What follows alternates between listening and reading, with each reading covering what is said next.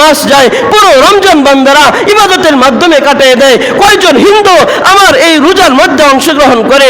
আমি ঈদুল ফিতর পালন করি। কয়জন হিন্দু আমার ঈদুল ফিতরের মধ্যে অংশগ্রহণ করে? আমি একজন মুসলমান হয়ে কুরবানির ঈদ পালন করি, কুরবানি করি। কয়জন হিন্দু এসে আমার কুরবানির মধ্যে শরীক হয়? কোনোটার মধ্যে শরীক হয় না। আমি প্রত্যেক সপ্তাহে জুমার নামাজ পড়ি, জুমার নামাজেও একটা হিন্দু আমাকে উকি দেওয়ার জন্য আসে না। আমি একজন মুসলমান হয়ে কিভাবে হিন্দুর পূজায় যায়? ঠিক কিনা বলেন? সম্পূর্ণ হারাম। মুসলমান হয়ে যারা পূজা দেখতে গিয়েছেন, জীবনে মারাত্মক ভুল করেছেন। আপনার জীবনে যত অন্যায় হয়েছে, আপনার সবচাইতে বড় অন্যায় হলো এই পূজা মণ্ডপ গিয়ে পূজা দেখতে যাওয়া। যারা দেখতে গিয়েছেন, আজকে এখান থেকেই আল্লাহর কাছে খাঁটি দিলে তওবা করুন, মরণের আগ পর্যন্ত যেন আর কখনো পূজায় যেতে, তাদের অনুষ্ঠানে যেন শরীক না হয়।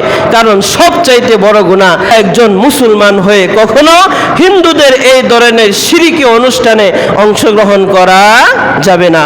একজন মুসলমানের জন্য এই সকল অনুষ্ঠানে, শিরকি অনুষ্ঠানে, এই পূজা মণ্ডপে যাওয়া হারাম, হারাম, হারাম, কোনোভাবেই জায়েজ হবে না।